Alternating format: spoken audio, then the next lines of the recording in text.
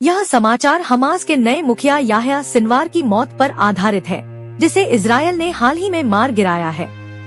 Yahya Sinwar को खान यूनिस का कसाई और हमास का ओसामा बिन लादेन जैसे खतरनाक उपाधियों से जाना जाता था।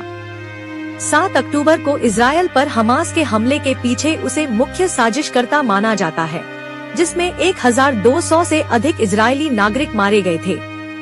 इसके बाद इजरायल ने हमास के खिलाफ युद्ध छेड़ा और इसी दौरान याह्या सिनवार को मारने में सफलता प्राप्त की। मुख्य बिंदु 1, हमास के नए मुखिया की मौत। याह्या सिनवार की मौत इजरायल की सेना IDF ने सुनिश्चित की, जिसने उसे 7 अक्टूबर के नरसंहार और हमलों का मुख्य दोषी बताया।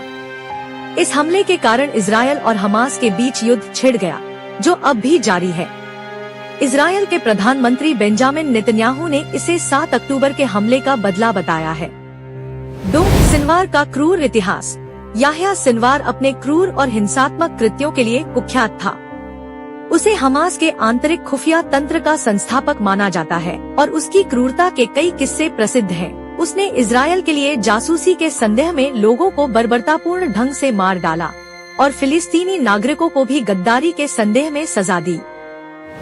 22 साल इजरायली जेल में बिताए। याह्या सिनवार 1988 से 2011 तक इजरायली जेल में कैद था। उसे 4 आजीवन कारावास की सजा मिली थी, लेकिन 2011 में कैदियों की अदला-बदली के दौरान रिहा कर दिया गया। इसने सिनवार को और भी खतरनाक बना दिया और उसने इजरायल के खिलाफ बड़े हमलों की साजिश रची। 4 सुरंग नेटवर्क और टनल का सहारा। सिनवार की गाजा में बनाई गई सुरंगों का नेटवर्क उसकी ताकत का मुख्य स्रोत था। यह नेटवर्क उसे और उसके परिवार को इजरायली हमलों से बचने में मदद करता था। इजरायली सेना के हमलों के दौरान भी वह गाजा की सुरंगों में भागते हुए देखा गया था। 5, अंतर्राष्ट्रीय स्तर पर घोषित आतंकवादी। अमेरिका ने 2015 में याह्या सिनवार को ग्लोबल टेररिस्ट घोषित किया था और फ्रांस ने भी उसकी संपत्तियां फ्रीज कर दी थी। इसके बावजूद वह हमास के भीतर अपनी ताकत बनाए रखने में सफल रहा और अगस्त 2023 में हमास का प्रमुख बना। विश्लेषण।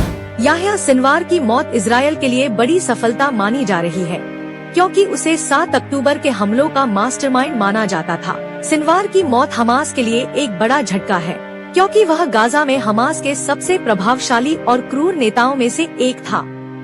उसकी मौत के साथ हमास की नेतृत्व क्षमता कमजोर हो सकती है, लेकिन इजरायल और हमास के बीच संघर्ष अभी खत्म नहीं हुआ है। इजरायल की ओर से यह स्पष्ट संदेश दिया जा रहा है कि हमास के किसी भी नेता को बख्शा नहीं जाएगा और जंग तब तक जारी रहेगी जब तक कि पूरे हमास नेटवर्क को नष्ट नहीं कर दिया जाता। दूसरी ओर हमास की तरफ से अब नए नेतृत्व के उभरने की संभावना भी है, जो इस संघर्ष को और बढ़ा सकता है। निष्कर्ष। याह्या सिनवार की मौत ने इजरायल हमास संघर्ष में एक महत्वपूर्ण मोड़ लाया है, लेकिन यह संघर्ष का अंत नहीं है। इजरायल ने उसे मारकर 7 अक्टूबर के हमले का बदला लिया, लेकिन गाजा में अभी भी हमास की बड़ी ताकत मौजूद है। दोनों पक्षों के बीच जंग की स्थिति और गंभीर होती दिख रही है और इसका असर क्षेत्रीय शांति पर भी पड़ सकता है।